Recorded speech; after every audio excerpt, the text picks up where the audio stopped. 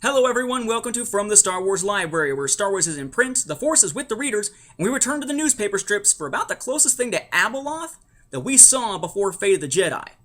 I'm your host, Nathan P. Butler. The story we're looking at this time is entitled The Paradise Detour. The Paradise Detour ran from July 11th to October 2nd of 1983. It's one of the many stories from the classic newspaper strips that were reprinted later, or not reprinted, but were recounted later in the Luke biography by Ryder Wyndham, A New Hope, The Life of Luke Skywalker, which of course has that cover and then that one. Showed you this before. Ice World's in here also, plus some of the earlier ones like Darth Vader Strikes. I'm not going to show it to you every time, but again, reminder, this is one of the more prominent stories that are in here. But where you could find it back then would be in the newspaper strips, as I said. These days, you can, however, find those newspaper strips collected, albeit for a pretty penny, in Volume 3 of the Russ Cochran 3-volume set here, on pages 429 to 465. You can also, however, for a lot less money, find it in the pages of Classic Star Wars number 17. Granted, again, not the entire issue, just like we're kind of used to dealing with here.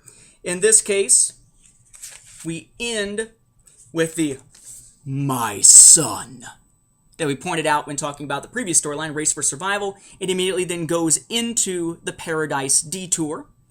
It then concludes in the pages of issue number 18 here, both of which are in Volume 3 of the trade paperbacks entitled Escape to Hoth, which is exactly what they're doing. They're just going on a Paradise Detour, hence the name Detour for the story. It, of course, doesn't go through the entire issue. About partway through, you get this little panel here of Han Solo, and then we see the snow speeders getting readied. That's when it splits. The idea here is that the Rebel Alliance's main ships, including most of the leadership, with of course the exception of Dodonna, who was presumed dead, who we now know is captured, they've made it to Hoth. They're there. Riken and his people have done a great job getting Echo Base ready to go. It's not quite ready, but it's very, very close to it. They're still adapting the snow speeders to the cold, of course, as we'll wind up seeing in The Empire Strikes Back. But Han and Chewie and 3PO and Luke and them, they're not there, and they can't quite figure out why. Turns out that when trying to go through that sun that was throwing off all the flares and such to get them out of the Yavin system and get them to safety, they wound up fusing some things on the ship. So with that damage, they have to set down for repairs. They wind up setting down on this apparent paradise of a world, hence the Paradise Detour. Thing about it is that it seems too perfect. Han's like, no, I don't trust it. Every time since we've been together, anytime we go to a planet, something happens. This can't be as good as it looks. Sure enough, Luke hears someone crying for help. And turns out, it looks like it's Tanith Shire from back in Darth Vader Strikes. He's chasing after her, tries to save her. They both fall off a cliff into the water below, only for them to get out of the water and realize, wait, that's actually not her. That's a different woman. A woman who looks strikingly like Mara Jade, Luke's future wife, by the way. Coincidentally, I think. She reveals herself to be Sybil. And we don't know quite who Sybil is to begin with, but a lot of weird stuff starts to happen. For instance, that night, as she's trying to convince Luke to stay with her and be her guardian, essentially here, he's attacked by a night beast.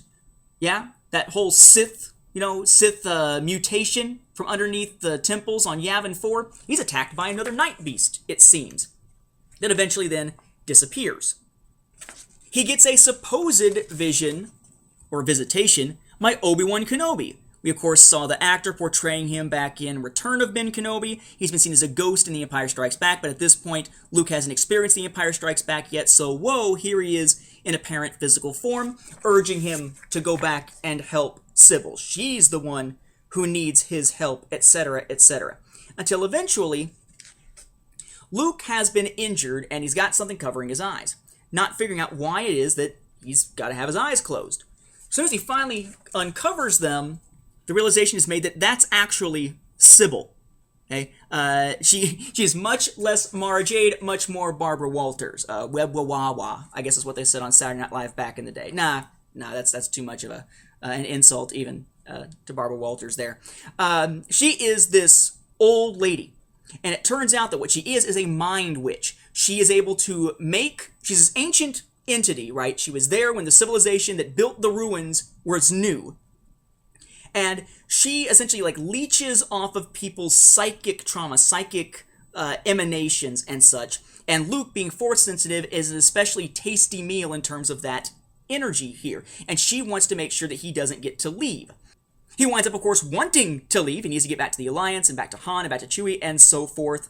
And as Han and Chewie are trying to follow Luke's communicator signal to find him and help him, Luke is facing off with all manner of things she's throwing in his way, like Darth Vader.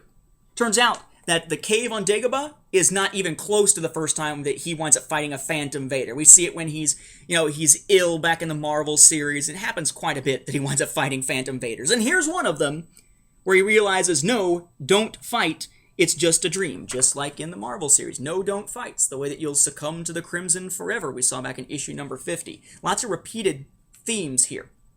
In any event, he finally realizes that these phantasms can't hurt him because they're not real, so she starts basically throwing buildings at him. Breaking them apart using telekinesis or whatever and sending them at him until she finally expends the last of her power to bring it all down to stop Luke, but he escapes.